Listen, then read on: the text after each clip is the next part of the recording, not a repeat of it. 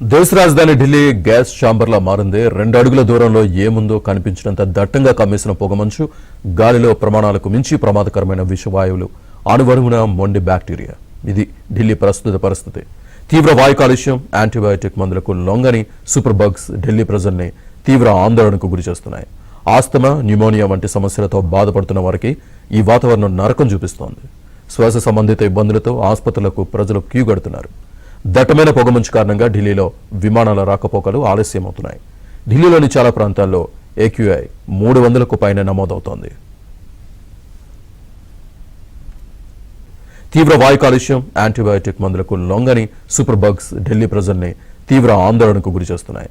Asthma, pneumonia వంటి సమస్యలతో బాధపడుతున్న వారికి ఈ వాతావరణం నరకం చూపిస్తోంది. శ్వాస సంబంధిత ఇబ్బందులతో ఆసుపత్రులకు ప్రజలు క్యూ కడుతున్నారు. దట్టమైన పొగమంచు కారణంగా ఢిల్లీలో విమానాల రాకపోకలు ఆలస్యమవుతున్నాయి. ఢిల్లీలోని చాలా ప్రాంతాల్లో AQI 300కు పైన నమోదవుతోంది.